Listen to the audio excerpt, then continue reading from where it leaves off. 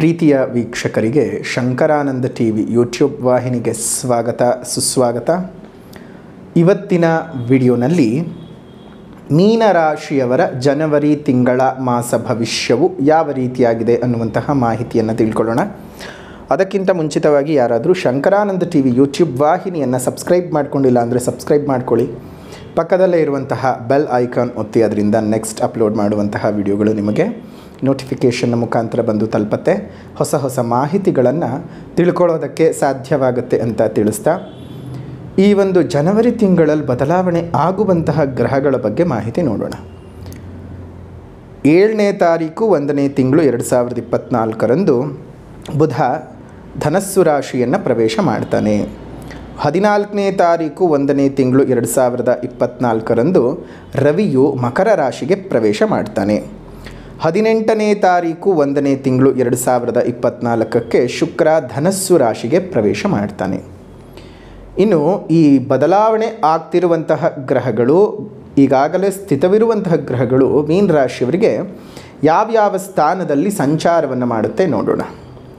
ಮೀನರಾಶಿಯವರಿಗೆ ರವಿಯು 10 ಮತ್ತು 11ನೇ ಮನೆಯಲ್ಲಿ ಸಂಚಾರವನ್ನು ಮಾಡಿದರೆ, ಕುಜ 9ನೇ ಮನೆಯಲ್ಲಿ ಸಂಚಾರವನ್ನು ಮಾಡ್ತಾನೆ, ಬುಧ 10, ಗುರು 2, ಶುಕ್ರ 9 ಮತ್ತು 10, ಶನಿ 12ನೇ ಮನೆ, ರಾಹು 1ನೇ ಮನೆ, ಕೇತು 7ನೇ ಮನೆಯಲ್ಲಿ ಸಂಚಾರವನ್ನು ಮಾಡ್ತಾನೆ.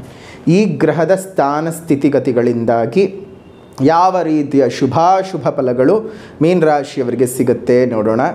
ಮೊದಲನೇದಾಗಿ ಶಂಕರಾನಂದ ಟಿವಿ ಯೂಟ್ಯೂಬ್ ವಾಹಿನಿಗೆ ನಿಮ್ಮೆಲ್ಲರ ಪ್ರೋತ್ಸಾಹದಿಂದ 2 ಲಕ್ಷಕ್ಕೂ ಮೀರಿದ ಚಂದಾದಾರಿಕೆ ಈ ತಿಂಗಳು ಬಂದಿದೆ. ಬಹಳ ಸಂತಸದಾಯಕವಾದಂಥ ವಿಚಾರ. ನಿಮ್ಮೆಲ್ಲರ ಪ್ರೀತಿ ಪ್ರೋತ್ಸಾಹ ಇದೇ ರೀತಿಯಾಗಿ ಇರಲಿ ಮುಂದಕ್ಕೂ. ಇನ್ನು ಈ ಮಾಸ ವಿಶೇಷತೆ ಅಂತ ಬಂದಾಗ ದಕ್ಷಿಣಾಯನವು ಮುಗಿದು ಉತ್ತರಾಯಣಕ್ಕೆ ನಾವು ಪಾದಾರ್ಪಣೆಯನ್ನು ಮಾಡುವಂಥದ್ದು ಮಕರ ಸಂಕ್ರಮಣದ ಮುಖಾಂತರವಾಗಿ 14ನೇ ತಾರೀಕು. ಈ ಮಕರ ಸಂಕ್ರಮಣದಿಂದಾಗಿ ನಮ್ಮೆಲ್ಲರ ಬದುಕಿನಲ್ಲಿ ಒಂದಷ್ಟು ಕತ್ತಲೆಯು ಕಳೆದು ಹೊಸ ಬೆಳಕು ಮೂಡಿಬರಲಿ. ರೈತ ಕಷ್ಟಪಟ್ಟು ಬೆಳೆದಂತಹ ಆ ಬೆಳೆಗಳಿಗೆ ಸರಿಯಾದ ಬೆಲೆಯು ದೊರಕಿ ಅವನ ಕಣ್ಣಲ್ಲೂ ಸಹ ಹೊಸ ರೀತಿಯಾದಂತಹ ಹೊಂಬೆಳಕು ಮೂಡಿ ಬರಲಿ. ಯಾವಾಗಲೂ ಕಷ್ಟ ಕಷ್ಟ ಕಷ್ಟ ಕಷ್ಟ ಕಷ್ಟ, ವ್ಯವಸಾಯ ಕಷ್ಟ, ವ್ಯವಸಾಯ ಮನೆ ಮಂದಿ ಎಲ್ಲ ಸಾಯ ಅನ್ನುವಂತಹ ಪರಿಸ್ಥಿತಿ ಇವತ್ತಿಗೆ ನಿರ್ಮಾಣ ಆಗೋಗ್ಬಿಟ್ಟಿದೆ. ಬಹಳ ತುಂಬ ಮನಸ್ಸಿಗೆ ಬೇಸರವಾಗುವಂಥ ವಿಚಾರ. ಸರಿಯಾದಂತಹ ಬಿತ್ತನೆ ಬೀಜಗಳು ಸಿಗಲ್ಲ, ಗೊಬ್ಬರಗಳು ಸಿಗಲ್ಲ, ಸರಿಯಾದ ನೀರಿನ ವ್ಯವಸ್ಥೆ ಇಲ್ಲ, ಪ್ರಕೃತಿ ಕೆಲವೊಮ್ಮೆ ಕೈ ಕೊಟ್ಟು ಬಿಡುತ್ತೆ. ಇಷ್ಟೆಲ್ಲ ಸಮಸ್ಯೆಗಳ ಮಧ್ಯೆ ಪಾಪ ಬೆಳೆದ ಬೆಳೆಗಳಿಗೆ ರೈತನಿಗೆ ಸರಿಯಾದ ಬೆಲೆ ಸಿಗಲ್ಲ. ಸರ್ಕಾರವು ಅವನು ಬೆಳೆದಂತಹ ಬೆಳೆಗಳಿಗೆ ಸರಿಯಾದ ಬೆಂಬಲ ಬೆಲೆಗಳನ್ನು ಕೊಡಲಿ. ಇದೇ ಸಂಕ್ರಾಂತಿ ಹಬ್ಬದ ಪರ್ವಕಾಲದಲ್ಲಿ ನಿಮ್ಮ ಒಂದು ಸೀಮಿತದಲ್ಲಿ ಎಷ್ಟೊಂದು ಜನ ಅಧಿಕಾರಸ್ಥ ಜನರು ಈಗ ನನ್ನ ಕಾರ್ಯಕ್ರಮಗಳನ್ನು ನೋಡ್ತಾ ಇದ್ದೀರಿ, ನನ್ನ ಅರಿವಿಗೆ ಇದೆ. ಬಹಳ ದೊಡ್ಡ ದೊಡ್ಡ ಸ್ಥಾನಮಾನಗಳಲ್ಲೆಲ್ಲ ಇದ್ದವರಿದ್ದೀರಿ. ಆದರೆ ಇದೊಂದು ಬೇಡಿಕೆ ಮನವಿ ನಿಮ್ಮಲ್ಲಿ, ರೈತರಿಗೆ ಸರಿಯಾಗಿ ಅವರವರ ಬೆಳೆಗಳಿಗೆ ವಿಮೆಗಳನ್ನು ಮಾಡಿಸ್ಕೊಳ್ಳುವಂಥದ್ದು ಎಷ್ಟೋ ಜನಕ್ಕೆ ಇವತ್ತಿಗೂ ಗೊತ್ತಿಲ್ಲ. ಅದನ್ನು ಬೇರೆ ಬೇರೆ ರೀತಿಯಲ್ಲಿ ನೀವು ಅನುಷ್ಠಾನ ಯೋಜನೆಗಳನ್ನು ತಗೊಂಡು ಬಂದರೆ ತುಂಬ ಒಳ್ಳೆಯದಾಗ್ತದೆ. ಅದೇ ರೀತಿಯಾಗಿ ನಿಮ್ಮ ಒಂದು ಸ್ಥಾನಗಳಲ್ಲಿ ನಿಮ್ಮ ಒಂದು ಸೀಮಿತ ಪರಿಧಿಯ ಒಳಗಡೆ ಎಷ್ಟು ಒಳ್ಳೆ ಕೆಲಸಗಳನ್ನು ಮಾಡೋದಕ್ಕೆ ಸಾಧ್ಯವಾಗುತ್ತೋ ಅಷ್ಟು ಒಳ್ಳೆ ಕೆಲಸಗಳನ್ನು ರೈತರ ಪರವಾಗಿ ನೀವು ಮಾಡೋದ್ರಿಂದ ಎಷ್ಟೋ ಏಳಿಗೆಗಳನ್ನು ರೈತರು ಕಾಣೋದಕ್ಕೆ ಸಾಧ್ಯವಾಗುತ್ತೆ. ಅವನ ಪರಿಶ್ರಮಕ್ಕೆ ಒಂದು ಸಣ್ಣ ಬೆಲೆ ಸಿಕ್ಕದ ಹಾಗೆ ಆಗುತ್ತೆ. ಹಾಗಾಗಿ ರೈತರ ಬಗ್ಗೆ ಒಂದಿಷ್ಟು ಕಾಳಜಿ. ಹಬ್ಬ ಮಾಡ್ತೀವಿ, ಹರಿದಿನ ಮಾಡ್ತೀವಿ, ಎಲ್ಲ ಸಂಬಂಧಿಕರನ್ನು ಸ್ನೇಹಿತರನ್ನು ಕರಿತೀವಿ, ಊಟಕ್ಕೆ ಹಾಕಿ ಸಂತೋಷ ಪಡ್ತೀವಿ. ಆದರೆ ಅದೇ ಊಟವನ್ನು ನಾವು ಸಂತೋಷವಾಗಿ ಸವಿಬೇಕು ಅಂತ ಅಂದುಕೊಳ್ಳೋದಕ್ಕೆ ಅಷ್ಟು ಬೆಳೆದಂತಹ ರೈತನಿಗೆ ನಾವು ಏನು ಕೊಡ್ತಾ ಇದ್ದೀವಿ? ಏನೂ ಕೊಡ್ತಿಲ್ಲ. ಒಂದು ನೆನಪು ಸಹ ಮಾಡ್ಕೊಳ್ಳೋಕ್ಕಾಗದೇ ಇರುವಂತಹ ಮಟ್ಟಕ್ಕೆ ನಾವಿವತ್ತು ಇದ್ದೀವಿ. ಹಾಗಾಗಿ ರೈತರನ್ನು ಪ್ರತಿಯೊಬ್ಬರೂ ಸಹ ನೆನೆಸ್ಕೊಳ್ಳುವಂಥ ಕೆಲಸ ಆಗಬೇಕು. ನೀವು ನೆನೆಸ್ಕೊಳ್ಳದೇ ಇರಲಿ, ಆ ಅನ್ನಪೂರ್ಣಾದೇವಿಯ ಸಂಪೂರ್ಣ ಆಶೀರ್ವಾದ ರೈತರ ಮೇಲೆ ಇರುತ್ತೆ. ಆ ದೇವಿಯ ಆಶೀರ್ವಾದ ಇರೋದ್ರಿಂದಲೇ ಇವತ್ತು ಅಷ್ಟೋ ಇಷ್ಟೋ ಬೆಳೆ ಆಗ್ತಿದೆ. ಆ ಬೆಳೆಗಳನ್ನು ನಾವು ಉಪಯೋಗಿಸ್ಕೊಂಡು ತಿಂತಾ ಇದ್ದೀವಿ. ರೈತರಿಗೆಲ್ಲ ಸುಖ ಸೌಖ್ಯಗಳು ಪ್ರಾಪ್ತಿಯಾಗಲಿ ಇದೇ ಮಕರ ಸಂಕ್ರಮಣದ ಪರ್ವಕಾಲದಲ್ಲಿ ಅಂತ ಹೇಳ್ತಾ, ಇನ್ನು ಈ ಗ್ರಹಸ್ಥಿತಿಗಳನ್ನು ಗಮನಿಸಿದಾಗ ಎಲ್ಲ ರೀತಿಯಲ್ಲೂ ಸಹ ಒಳ್ಳೆಯ ಒಂದು ವಿಚಾರಗಳೇ ಸಹ ಕಂಡು ಬರ್ತಾ ಇರುವಂಥದ್ದು. ಆದರೆ ಮೀನ ರಾಶಿಯವರಿಗೆ ಈ 7.5 ಭಯ ಶುರುವಾಗಿ ಹೋಗಿಬಿಟ್ಟಿದೆ. 1 ವರ್ಷವಾಗಿ ಹೋಯ್ತು ಆಗಲೇ ಹತ್ತತ್ರ. ಗುರುಗಳೇ 7.5 ನಡೀತಿದೆ, ಶನಿ ಏನಾದರೂ ಕೆಟ್ಟದ್ದು ಮಾಡ್ತಾನ, ಶನಿಯಿಂದ ಏನಾದರೂ ನಮಗೆ ಕೆಡಕಿದ್ಯಾ, ಶನಿಯಿಂದ ನಮಗೇನಾದರೂ ಜೀವನದಲ್ಲಿ ತೊಂದರೆಗಳು ಉಂಟಾಗಬಹುದಾ ಅಂತ ಪ್ರತಿಯೊಬ್ಬರೂ ಕೇಳ್ತೀರಿ ಮೀನ ರಾಶಿಯವರು. ಪ್ರತಿ ರಾಶಿಯವ್ರಿಗೂ ನಾನು ಹೇಳ್ತೀನಿ, ಪೀಡನಾ ಸ್ಥಾನಗಳಲ್ಲಿ ಅನುಭವಿಸ್ತಿರುವಂಥ ಕರ್ಕಾಟಕ ರಾಶಿಗೆ 8ನೇ ಮನೆಯ, ಅದೇ ರೀತಿಯಾಗಿ ತುಲಾ ರಾಶಿಗೆ ಒಂದು ವೃಶ್ಚಿಕ ರಾಶಿಗಿರಬಹುದು, ತುಲಾ ರಾಶಿಗೆ ಇದ್ದಿರಬಹುದು ಪಂಚಮ ಮತ್ತು ಅರ್ಧಾಷ್ಟಮ ಶನಿಯ ಪೀಡೆ.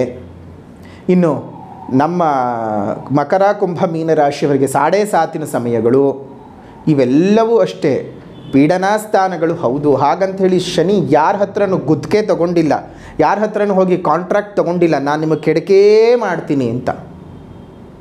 ಯಾಕೆ ಶನಿದೇವರ ಮೇಲೆ ಇಷ್ಟೆಲ್ಲ ಆಪಾದನೆಗಳು? ಪಂಡಿತರು ಅನ್ನಿಸ್ಕೊಂಡಂಥವರು, ಶಾಸ್ತ್ರಜ್ಞರು ಅಂತ ಅನ್ನಿಸ್ಕೊಂಡಂಥವರು, ಒಳ್ಳೆ ರೀತಿಯಾದಂತಹ ಅಧ್ಯಯನವನ್ನು ಮಾಡಿದಂಥವರು ಎಲ್ಲರೂ ಜೊತೆಗೆ ಸಾಮಾನ್ಯ ಜನರ ಮನಸ್ಥಿತಿಗೆ ಹಾಗೆ ಬರೋದಕ್ಕೆ ಶನಿಯೇ ಮೂಲ ಕಾರಣ ಅಂಥೇಳಿ ಪ್ರತಿಬಿಂಬಿಸ್ತಾ ಇದ್ದಾರೆ. ಯಾಕೆಂತ ಗೊತ್ತಿಲ್ಲ. ಬೇರೆ ಗ್ರಹಗಳು ಕೆಡಕು ಮಾಡೋದೇ ಇಲ್ವಾ? ಬೇರೆ ಗ್ರಹಗಳಿಂದಾಗಿ ನಿಮಗೇನು ಅಪಕಾರಗಳು ನಡೆದೇ ಇರೋಲ್ವ ಜೀವನದಲ್ಲಿ? ಶನಿಗೆ ಮಾತ್ರ ಯಾಕಷ್ಟು ಕೆಟ್ಟ ಹೆಸರನ್ನು ಕೊಡ್ತಿದ್ದೀರಿ? ಏನಾದರೂ ನಿಮ್ಮ ಹತ್ರ ಬಂದು ಸೈನ್ ಹಾಕ್ಬಿಟ್ಟಿದ್ದಾನ, ನಿಮಗೆ ಕೆಡಕೇ ಮಾಡ್ತೀನಿ ನಾನು, ಒಳ್ಳೇದು ಮಾಡಲ್ಲ ಅಂಥೇಳಿ? ಪ್ರತಿ ಗ್ರಹಗಳಿಗೂ 2 ಆಯಾಮಗಳಿರುತ್ತವೆ, 2 ಮುಖಗಳಿರುತ್ತವೆ. ಪ್ರತಿ ಗ್ರಹಗಳಿಗೂ ಅಷ್ಟೇ ಒಳ್ಳೆಯದನ್ನು ಮಾಡುವಂತಹ ಮತ್ತು ಕೆಡುಕನ್ನು ಸೂಚಿಸುವಂತಹ 2 ಸಾಮರ್ಥ್ಯಗಳು ಪ್ರತಿ ಗ್ರಹಗಳಿಗೂ ಇರುತ್ತೆ. ಕೇವಲ ಶನಿಗೆ ಮಾತ್ರನೇ ಕೆಡುಕು ಮಾಡಬೇಕು ಅಂತ ಏನಿಲ್ಲ. ದಯವಿಟ್ಟು ಮೊದಲು ಮನಸ್ಸಿನಿಂದ ಅದನ್ನು ತೆಗೆದುಹಾಕಿ. ಇನ್ನು 7.5 ಸಂದರ್ಭಗಳು ಅಂತ ಬಂದಾಗ, ಅಥವಾ ಶನಿಯ ಪೀಡವನ ಸ್ಥಾನಗಳು ಅಂತ ಬಂದಾಗ, 7.5 ನಿಮಗೆ ಎಷ್ಟನೇ ಬಾರಿ ನಡೀತಾ ಇದೆ ಅನ್ನೋದನ್ನು ಗಮನಿಸಿಕೊಳ್ಳಿ. 1ನೇ ಬಾರಿ ನಡೀತಾ ಇದೆಯಾ, 2ನೇ ಬಾರಿ ನಡೀತಾ ಇದೆಯಾ, 3ನೇ ಬಾರಿ ನಡೀತಾ ಇದೆಯಾ ಅಂತ ಗಮನಿಸ್ಕೊಳ್ಬೇಕು. ಅದರ ಜೊತೆಗೆ ಶನಿ ನಿಮ್ಮ ಜಾತಕಕ್ಕೆ ಒಳ್ಳೆಯದು ಮಾಡುವಂಥವನ ಅಥವಾ ಕೆಡುಕು ಮಾಡುವಂಥವನ ಅನ್ನೋದನ್ನು ನೋಡಬೇಕು. ಯೋಗಕಾರಕನಾಗಿದ್ದರೆ ಅವನು 1ನೇ ಬಾರಿ ಬರಲಿ, 2ನೇ ಬಾರಿ ಬರಲಿ, 3ನೇ ಬಾರಿ ಬರಲಿ, ಒಳ್ಳೆಯದೇ ಆಗತ್ತೆ. ಅವಯೋಗಕಾರಕನಾಗಿದ್ದರೆ ಮಾತ್ರ 1ನೇ ಬಾರಿ ಬಂದಾಗಲೂ 3ನೇ ಬಾರಿ ಬಂದಾಗಲೂ ಹಾನಿ ಉಂಟಾಗುವಂಥದ್ದು. 1ನೇ ಬಾರಿ ಬಂದಾಗ ಅವಯೋಗಕಾರಕನಾಗಿದ್ದಾಗ ಬಹಳಷ್ಟು ಹಿಂಸೆಗಳನ್ನು, ಯಾತನೆಗಳನ್ನು, ಪರಸ್ಥಳವಾಸಗಳನ್ನು, ಬಡತನವನ್ನು, ದರಿದ್ರತೆಯನ್ನು ಕೊಡ್ತಾನೆ. 3ನೇ ಬಾರಿ ಬಂದಾಗ ಅನಾರೋಗ್ಯ, ಅವಮಾನಗಳು, ಹಿಂಸೆಗಳು, ಯಾತನೆಗಳನ್ನು ಸೂಚಿಸ್ತಾನೆ. ಅದನ್ನು ಅರ್ಥ ಮಾಡ್ಕೊಳ್ಬೇಕು. ಅದೇ ಅವಯೋಗಕಾರಕನಾಗಿದ್ದರೂ 2ನೇ ಸಲ ಬಂದಾಗ ಅದನ್ನು ಹೊಂಬು ಶನಿ ಅಂತ ಕರಿತೀವಿ. ಅದು ಯಾವುದೇ ರೀತಿಯಲ್ಲೂ ನಿಮಗೆ ಕೆಡುಕುಗಳನ್ನು, ಕಷ್ಟ ತಾಪತ್ರೆಗಳನ್ನು ಕೊಡೋದಿಲ್ಲ. ಹೊಂಬು ಶನಿಯ ಪ್ರಭಾವ. ಹಾಗಾಗಿ ಆ ಹೊಂಬು ಶನಿ ನಡೀತಾ ಇದ್ದ ಸಂದರ್ಭದಲ್ಲಿ ನಮ್ಮ ಎಷ್ಟೋ ಮಹಾನ್ ರಾಜಕಾರಣಿಗಳು, ಸಿನಿಮಾ ನಟರು ಬಹಳ ಪ್ರವರ್ಧಮಾನಕ್ಕೆ ಬಂದಿದ್ದಾರೆ, ಬಹಳ ಸಾಧನೆಯನ್ನು ಮಾಡಿಕೊಂಡಿದ್ದಾರೆ, ಉತ್ತಮವಾದ ಸ್ಥಾನಮಾನಗಳನ್ನು ಗಳಿಸ್ಕೊಂಡಿದ್ದಾರೆ. ಅಷ್ಟು ಮಾತ್ರವೇ ಅಲ್ಲದೆ ಯೋಗಕಾರಕನಾಗಿರಲಿ ಅಥವಾ ಅವಯೋಗಕಾರಕನಾಗಿರಲಿ ನಿಮ್ಮ ಜನ್ಮಜಾತಕಕ್ಕೆ 3ನೇ ಅಂಶವನ್ನು ಗಮನಿಸಬೇಕು. ನಿಮ್ಮ ಜನ್ಮಜಾತಕದ ಅಷ್ಟಕವರ್ಗದಲ್ಲಿ ಶನಿಯ ಬಿಂದುಗಳು ಪೀಡನಾ ಸ್ಥಾನದಲ್ಲಿ ಸಂಚಾರ ಮಾಡಬೇಕಾದಾಗ 4 ಅಥವಾ ಅದಕ್ಕಿಂತ ಹೆಚ್ಚಿನ ಬಿಂದುಗಳನ್ನು ಪಡ್ಕೊಂಡಿದ್ರೆ ಶನಿ ಖಂಡಿತ ಕೆಡುಕು ಮಾಡೋದಿಲ್ಲ. ಯಾವುದೇ ಸ್ಥಾನದಲ್ಲಿ ಸಂಚಾರ ಮಾಡಬೇಕಾದಾಗಲೂ ಮಿನಿಮಮ್ 4 ಬಿಂದುಗಳು ಬೇಕು. ಆ ಬಿಂದುಗಳ ಅನ್ವಯ ಕಡಿಮೆ ಇದ್ದಾಗ ಮಾತ್ರ ನಿಮಗೆ ಕೆಡುಕಾಗತ್ತೆಯೇ ಹೊರತು ಹೆಚ್ಚಿಗೆ ಇದ್ದಾಗ ಅತ್ಯಂತ ಶುಭದ ಫಲಗಳನ್ನೇ ಕೊಡ್ತಾನೆ. ಹಾಗಾಗಿ ನಿಮ್ಮ ಜನ್ಮ ಜಾತಕವನ್ನು ತೋರಿಸ್ಕೊಂಡು ಎಷ್ಟನೇ ಬಾರಿ ಬರ್ತಿದೆ, ನಿಮ್ಮ ಜಾತಕಕ್ಕೆ ಇವನು ಒಳ್ಳೇದು ಮಾಡುವಂಥವನ, ಕೆಡುಕು ಮಾಡುವಂಥವನ ಅಂತ ತಿಳ್ಕೊಂಡು ಆ ನಂತರ ಶನಿಯನ್ನು ನೀವು ಹೊಗಳಬೇಕೋ, ತೆಗಳಬೇಕೋ, ಭಯಪಡಬೇಕೋ ಅನ್ನೋದನ್ನು ನಿರ್ಧರಿಸ್ಕೊಳ್ಳೋದು ಒಳ್ಳೆಯದು. ಸುಮ್ಮನೆ ಪಾಪ ಶನಿದೇವರಿಗೆ ಯಾವಾಗಲೂ ಇದೊಂದು ಕಾಟ. ಅವನು ಒಳ್ಳೆಯದೇ ಮಾಡ್ತಿರ್ತಾನೆ. ಎಷ್ಟೊಂದು ಜನರ ಜಾತಕದಲ್ಲಿ ನಾನು ನೋಡಿದ ಸಂದರ್ಭದಲ್ಲಿ ಬೇರೆ ಗ್ರಹಗಳು ಪೀಡೆ ಕೊಡ್ತಾ ಇರುತ್ತವೆ, ಆದರೆ ನನಗೆ ಶನಿ ಕಾಟ ಕೊಡ್ತಾ ಇದ್ದಾನೆ. ಶನಿ ದೇವ ಒಬ್ಬ ಕೋಟಿ ಜನಕ್ಕೆ ಕಾಟ ಕೊಡೋದಕ್ಕೂ, ಕೋಟಿ ಜನರು ಸೇರಿ ಶನಿ ಒಬ್ಬನಿಗೆ ಕಾಟ ಕೊಡೋಕ್ಕೂ ವ್ಯತ್ಯಾಸ ಇದೆ. ಶನಿ ಕಾಟ ಬೇರೆ, ಶನಿಗೇ ಕಾಟ ಬೇರೆ. ಶನಿ ಕಾಟಕ್ಕೆ ನೀವು ಪರಿಹಾರಗಳನ್ನು ಮಾಡ್ಕೊಳ್ಬಹುದು. ಪಾಪ ನೀವೆಲ್ಲರೂ ಸೇರ್ಕೊಂಡು ಶನಿಗೇ ಕಾಟ ಕೊಡೋಕೋದ್ರೆ ಅವನೆಲ್ಲಿ ಹೋಗ್ಬೇಕು ಪರಿಹಾರ ಮಾಡ್ಕೊಳ್ಳೋಕ್ಕೆ? ಸುಮ್ಮನೆ ಯಾವುದ್ಯಾವ ಗ್ರಹಗಳ ಮೇಲೆಲ್ಲ ಆಪಾದನೆ ಮಾಡ್ತಾ ಕೂತ್ಕೊಳ್ಳೋದನ್ನು ನಿಲ್ಲಿಸಿ ನಿಮ್ಮ ಜಾತಕಕ್ಕೆ ಅವನು ಒಳ್ಳೇದು ಮಾಡ್ತಾನೆ ಕೆಡಕು ಮಾಡ್ತಾನೆ ತಿಳ್ಕೊಳ್ಳಿ. ಇನ್ನು ಜನವರಿನಲ್ಲಿ ಮೀನ ರಾಶಿಯವರಿಗಂತೂ ಅತ್ಯಂತ ಶುಭದ ಫಲಗಳು ಇದ್ದಾವೆ. ವ್ಯಾಪಾರ ವ್ಯವಹಾರಗಳಲ್ಲಿ ಲಾಭಗಳು ಜಾಸ್ತಿ ಬರುತ್ತೆ. ಕುಟುಂಬದಲ್ಲಿ ನೆಮ್ಮದಿಯ ವಾತಾವರಣ, ಇಚ್ಛಿತ ಫಲಗಳು ಪ್ರಾಪ್ತಿ ಆಗುವಂತಹದ್ದು, ಮಾಡುವಂತಹ ಕೆಲಸ ಕಾರ್ಯಗಳಲ್ಲಿ ಯಥೇಚ್ಛವಾದಂತಹ ಶುಭದ ವಾತಾವರಣ ನಿಮಗೆ ಸಿಗುವಂಥದ್ದು ಆಗುತ್ತೆ. ಅದೇ ರೀತಿಯಾಗಿ ನಿಮಗೆ ಹೊಸ ವಸ್ತುಗಳನ್ನು ಖರೀದಿ ಮಾಡ್ತಕ್ಕಂತಹ ಲಾಭಗಳು ಇರುವಂತಹದ್ದು, ಯೋಗಗಳು ಇರುವಂಥದ್ದು. ಆಭರಣಗಳ ಖರೀದಿ ಯೋಗ, ವಾಹನಗಳ ಖರೀದಿ ಯೋಗ. ಅದೇ ರೀತಿಯಾಗಿ ಯಾರಾದರೂ ಆಸ್ತಿಯ ಮೇಲೆ ಹೂಡಿಕೆಯನ್ನು ಮಾಡಬೇಕು ಅಂತಂದರೂ ಸಹ ಉತ್ತಮವಾಗಿರ್ತಕ್ಕಂಥ ಯೋಗದ ಫಲಗಳು ಇದ್ದಾವೆ. ಆರಕ್ಷಕರಾಗಿ ಕೆಲಸವನ್ನು ಮಾಡುವಂಥವರಿಗೆ, ವೈದ್ಯರಾಗಿ ಕೆಲಸವನ್ನು ಮಾಡುವಂಥವರೇ, ವಕೀಲ ವೃತ್ತಿಯಲ್ಲಿ ಕೆಲಸ ಮಾಡುವಂಥವರಿಗೆ, ನ್ಯಾಯಾಂಗದ ಅಡಿಯಲ್ಲಿ ಕೆಲಸವನ್ನು ಮಾಡುವಂಥವ್ರಿಗೆಲ್ಲ ಒಳ್ಳೆಯ ಒಂದು ಲಾಭಗಳು ಬರುವಂಥದ್ದು. ನಿಮ್ಮ ಕೆಲಸಗಳನ್ನು ಗುರುತಿಸಿ ಒಂದು ಪ್ರಮೋಷನ್ ಆಗಲಿ, ಇಂಕ್ರಿಮೆಂಟ್ ಕೊಡುವಂಥದ್ದಾಗಲಿ, ಭತ್ಯೆ ಹೆಚ್ಚಳ ಮಾಡುವಂಥದ್ದಾಗಲಿ ಆಗತ್ತೆ. ಹಣಕಾಸಿನ ವಿಚಾರದಲ್ಲಿ ಬಹಳಷ್ಟು ಅದೃಷ್ಟವಂತರು ನೀವು ಈ ತಿಂಗಳಲ್ಲಿ ಅಂತಲೇ ಹೇಳಬಹುದು. ಈ ಒಂದು ಮೀನರಾಶಿಯವರಿಗೆ, ವಿದ್ಯಾರ್ಥಿಗಳಿಗೆ ವಿದ್ಯಾಭ್ಯಾಸದಲ್ಲಿ ಬಹಳಷ್ಟು ಪ್ರಗತಿಯನ್ನು ನೀವು ಸಾಧಿಸ್ತೀರಿ. ಕ್ರೀಡಾಪಟುಗಳಿಗೆ ಹೊಸ ಹೊಸ ಅವಕಾಶಗಳು ದೊರೆತು ನಿಮಗೆ ಹೆಸರು, ಕೀರ್ತಿ, ಪದವಿ, ಪ್ರತಿಷ್ಠೆಗಳು ಬರ್ತಕ್ಕಂತಹ ತಿಂಗಳಾಗಿರುತ್ತೆ.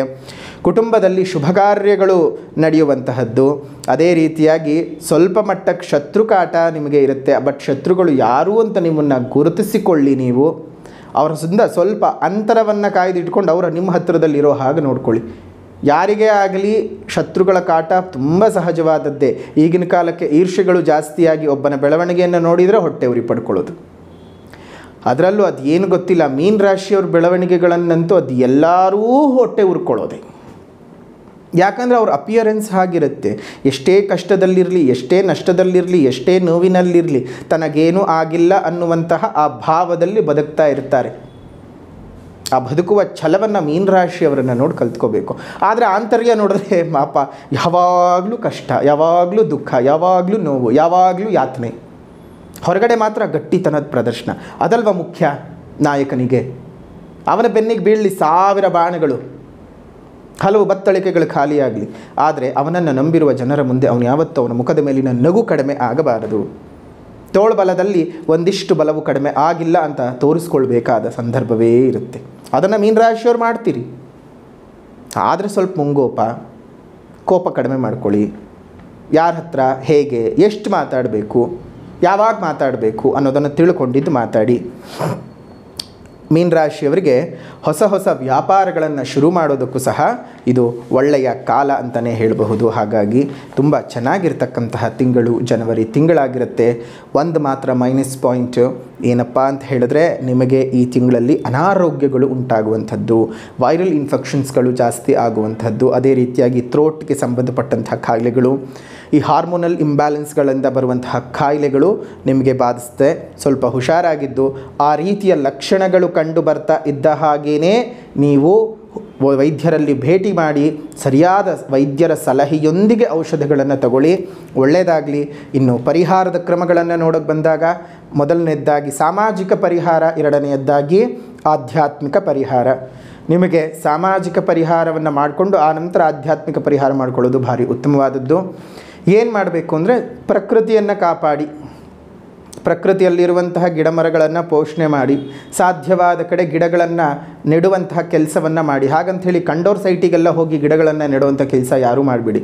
ಅದು ಎಲ್ಲಿ ಬೆಳೆದು ನಿಂತ್ಕೊಂಡು ಮರವಾಗಿ ಬೆಳೆಯೋದಕ್ಕೆ ಸಾಧ್ಯವೋ ಆ ಸ್ಥಾನದಲ್ಲಿ ಮಾತ್ರವೇ ಆ ಕೆಲಸಗಳನ್ನು ಮಾಡಿ. ನಿಮ್ಮ ಸುತ್ತಮುತ್ತ ಇರುವಂತಹ ಉದ್ಯಾನವನಗಳಲ್ಲಿ ಒಂದೊಂದು ಹಣ್ಣಿನ ಗಿಡಗಳನ್ನು ಕೊಟ್ಟು ಪೋಷಣೆಯನ್ನು ಮಾಡಿಸಿ. 4-6 ವರ್ಷಗಳಲ್ಲಿ ಅದು ಬೆಳೆದು ನಿಲ್ಲುತ್ತೆ. ಹಲವು ಪ್ರಾಣಿಗಳಿಗೆ ಆಹಾರ, ಹಲವು ಪಕ್ಷಿಗಳಿಗೆ ಆಸರೆಯನ್ನು ಕೊಡುತ್ತೆ. ನಮ್ಮೆಲ್ಲರಿಗೂ ಪ್ರಾಣವಾಯುವನ್ನು ಕೊಟ್ಟು ಕಾಪಾಡುತ್ತೆ. ನಿಮ್ಮ ಮನೆ ಮುಂದೆ ಮತ್ತು ಮೇಲ್ಭಾಗದಲ್ಲಿ ಸಣ್ಣ ಸಣ್ಣ ಕುಂಡಗಳಲ್ಲಿ ನೀರನ್ನು ಇಡುವಂತಹ ಕೆಲಸವನ್ನು ಮಾಡಿ. ಅದರಿಂದ ಎಷ್ಟೋ ಪ್ರಾಣಿಗಳ ದಾಹವು ಇಂಗತ್ತೆ. ಇದನ್ನೆಲ್ಲ ನೋಡಿದಂತಹ ಭಗವಂತನು ನಿಮ್ಮನ್ನು ಹುಡುಕಿ ನಿಮ್ಮನ್ನು ಹರಸಿ ಹಾರೈಸ್ತಾನೆ. ದೇವರನ್ನು ನಾವು ಹುಡುಕೋದಲ್ಲ, ದೇವರು ನಮ್ಮನ್ನು ಹುಡುಕುವಂತಹ ಕ್ರಿಯೆಯು ನಮ್ಮ ಬದುಕಿನಲ್ಲಿ ನಡೆದಾಗ ನಮ್ಮ ಜೀವನ ಸೌಖ್ಯವಾಗುತ್ತೆ. ಭಗವಂತನೇ ನಮ್ಮನ್ನು ಹುಡ್ಕೊಂಡು ಬರ್ತಿದ್ದಾನೆ ಅಂತಂದರೆ ಇನ್ಯಾವ ರೀತಿಯಾಗಿ ನಾವು ಬದುಕಬೇಕು ಹೇಳಿ? ಇದು ಸರಳವಾಗಿ ಬದುಕುವ ರೀತಿ. ಭಗವಂತ ನೀನು ಮನುಷ್ಯ ಅಂತ ಗುರುತಿಸಬೇಕು. ಸುಮ್ಮನೆ ದೇವರ ಮುಂದೆ ನಿಂತ್ಕೊಂಡು ಹೋಮ ಯಜ್ಞಾದಿ ಹವನಾದಿಗಳನ್ನು ಮಾಡ್ತಾ ಜಪತಪಗಳನ್ನು ಮಾಡ್ತಾ ಭಗವಂತನನ್ನು ಮೆಚ್ಚೋ ಕೆಲಸ ಮಾಡೋಕ್ಕೆ ಹೋಗಬೇಡ್ರಿ. ಭಗವಂತ ನಿಮ್ಮನ್ನು ಮೆಚ್ಕೊಳ್ಳೋ ಕೆಲಸ ನೀವು ನಿಮ್ಮ ಬದುಕಿನಲ್ಲಿ ಮಾಡ್ಕೊಳ್ತಾ ಹೋದರೆ ಭಗವಂತನೇ ಮೆಚ್ಕೊಂಡು ಬಿಡ್ತಾನೆ. ಅವನು ಮೆಚ್ಕೊಂಡ್ಮೇಲೆ ಅವನು ಯಾವತ್ತೂ ನಿಮ್ಮ ಮೇಲಿಂದ ಪ್ರೀತಿಯನ್ನು ಕಳೆದುಕೊಳ್ಳಲ್ಲ, ವಿಶ್ವಾಸದಿಂದ ದೂರ ಹೋಗಲ್ಲ. ಆದರೆ ನೀವು ಗಳಿಸ್ಕೊಂಡಿದ್ದಾದರೆ ಯಾವಾಗ ಬೇಕಾದರೂ ಹೋಗ್ಬೋದು, ಗೊತ್ತಿಲ್ಲ. ಹಾಗಾಗಿ ದೇವರನ್ನು ಮೆಚ್ಚಿಸುವ ಕೆಲಸಕ್ಕಿಂತ ದೇವರು ಮೆಚ್ಚಿಕೊಳ್ಳುವಂತಹ ಕೆಲಸವು ನಮ್ಮ ಬದುಕಿನಲ್ಲಿ ಆಗ್ತಾ ಇರಲಿ. ಗುರುಗಳೇ, ನಾವು ಯಾಕೆ ಇದೆಲ್ಲ ಪ್ರಕೃತಿ ಬಗ್ಗೆ ಇಷ್ಟೆಲ್ಲ ಕೆಡಿಸ್ಕೋಬೇಕು? ಹಾಳು ಮಾಡಿರೋದು ನಾವುಗಳೇ. ಮುಂದೆ ಕುಳಿಸ್ಕೊಂಡು ಹೋಗೋದಕ್ಕೆ ಸಹಕಾರಿಯಾಗಿ ಸಹಕಾರವನ್ನು ಕೊಡಬೇಕಾಗಿರೋದು ನಾವುಗಳೇ. ಇತರ ಪ್ರಾಣಿಗಳ ಬದುಕಿನ ಮೂಲಗಳನ್ನೆಲ್ಲ ಕಸಿದುಕೊಂಡ್ಬಿಟ್ಟಿದ್ದೀವಿ. ಕೆರೆಗಳನ್ನು ಮುಚ್ಚಿದ್ವಿ, ನಾಲೆಗಳನ್ನು ಮುಚ್ಚಿದ್ವಿ, ಹಳ್ಳ ಕೊಳ್ಳಗಳನ್ನೆಲ್ಲ ಮುಚ್ಚಿದ್ವಿ. ಅವು ಕುಡಿಯೋಕ್ಕೆ ನೀರಿಲ್ಲದ ಹಾಗೆ ಒದ್ದಾಡ್ತಾ ಇದ್ದಾವೆ, ತಿನ್ನೋಕ್ಕೆ ಆಹಾರ ಇಲ್ಲದ ಹಾಗೆ ಒದ್ದಾಡ್ತಾ ಇದ್ದಾವೆ. ಇರೋ ನೀರು ಕಡೆ ಕುಡಿಯೋಕ್ಕೆ ಬಂದರೆ ನಗರ ಪ್ರದೇಶಗಳಾಗೋಗ್ಬಿಟ್ಟಿದ್ದಾವೆ. ಅಯ್ಯೋ ಅಯ್ಯೋ ಅಯ್ಯೋ, ಪ್ರಾಣಿಗಳ ಕಾಟವೋ ಕಾಟ, ಇಷ್ಟೆಲ್ಲ ಕಾಟ ಕೊಡ್ತಿದೆ ಅಂತ ಸುಮ್ಮನೆ ಪ್ರಾಣಿಗಳ ಮೇಲೆ ದೂರ ಹೇಳ್ತೀರಿ. ನಾವು ಮಾಡಿದಂತಹ ತಪ್ಪಿಗೆ ನಮ್ಮ ಕಡೆಯಿಂದ ಏನು ಸರಿ ಮಾಡ್ಕೊಳ್ಳೋದಕ್ಕೆ ಸಾಧ್ಯವೋ ಎಲ್ಲವೂ ಸರಿ ಮಾಡ್ಕೊಳ್ಳೋದಕ್ಕೆ ಸಾಧ್ಯವಾಗಲ್ಲ. ಆದರೆ ಏನು ಸರಿ ಮಾಡ್ಕೊಳ್ಳೋಕೆ ಸಾಧ್ಯನೋ ಅದನ್ನು ಸರಿ ಮಾಡಿಕೊಂಡು ಜೀವನವನ್ನು ಮುಂದುವರಿಸ್ಕೊಂಡು ಹೋಗೋಣ. ಆಧ್ಯಾತ್ಮಿಕವಾದ ಪರಿಹಾರ. ಪೂರ್ವಭಾದ್ರ ನಕ್ಷತ್ರ 4ನೇ ಪಾದದಲ್ಲಿ ಹುಟ್ಟಿದಂಥವರು ಸುಬ್ರಹ್ಮಣ್ಯ ಭುಜಂಗಂ ಸ್ತೋತ್ರದ ಪಠಣ ಪಾರಾಯಣ ತುಂಬ ಅನುಕೂಲತೆಗಳನ್ನು ಸೃಷ್ಟಿ ಮಾಡಿಕೊಡುತ್ತೆ. ಉತ್ತರಾಭಾದ್ರ ನಕ್ಷತ್ರದಲ್ಲಿ ಹುಟ್ಟಿದಂಥವರು ಶ್ರೀ ಸಿದ್ಧಲಕ್ಷ್ಮೀ ಕವಚಂ ಸ್ತೋತ್ರದ ಪಠಣ ಪಾರಾಯಣ ತುಂಬ ಅನುಕೂಲ. ರೇವತಿ ನಕ್ಷತ್ರದಲ್ಲಿ ಹುಟ್ಟಿದಂಥವರು ಶ್ರೀ ರಾಜರಾಜೇಶ್ವರಿ ದೇವಿಯ ಪಂಚರತ್ನ ಸ್ತೋತ್ರದ ಪಠಣ, ಶ್ರೀ ರಾಜರಾಜೇಶ್ವರಿ ದೇವಿಯ ಪಂಚರತ್ನ ಸ್ತೋತ್ರದ ಪಾರಾಯಣ ನಿಮ್ಮೆಲ್ಲರಿಗೂ ಸಹ ಅನುಕೂಲವು ಉಂಟು ಮಾಡಿಕೊಡುತ್ತೆ. ನಿಮ್ಮೆಲ್ಲರಿಗೂ ಸಹ ಆ ದೇವಿಯ ಕೃಪಾಶೀರ್ವಾದದಿಂದ ಸಕಲ ಸೌಭಾಗ್ಯ ಸನ್ಮಂಗಳವು ಉಂಟಾಗಲಿ ಅಂತ ಹೇಳ್ತಾ, ಮೀನ ರಾಶಿಯವರ ಜನವರಿ ತಿಂಗಳ ಮಾಸ ಭವಿಷ್ಯದ ಕಾರ್ಯಕ್ರಮನ ಇಲ್ಲಿಗೆ ಮುಕ್ತಾಯ ಮಾಡೋಣ. ವಿಡಿಯೋ ಇಷ್ಟ ಆಗಿದ್ದರೆ ಲೈಕ್ ಮಾಡಿ, ಶೇರ್ ಮಾಡಿ, ಕಮೆಂಟ್ ಮಾಡಿ. ಮತ್ತೆ ಮುಂದಿನ ವಿಡಿಯೋನಲ್ಲಿ ಭೇಟಿ ಮಾಡ್ತೀನಿ. ಅಲ್ಲಿವರೆಗೂ ನಮಸ್ಕಾರ. ಲೋಕಾ ಸಮಸ್ತ ಸುಖಿನೋ ಭವಂತು, ಸಕಲ ಸನ್ಮಂಗಳಾನಿ ಭವಂತು, ಸರ್ವೇ ಜನಾಃ ಸುಖಿನೋ ಭವಂತು, ಸಮಸ್ತ ಸನ್ಮಂಗಳಾನಿ ಭವಂತು.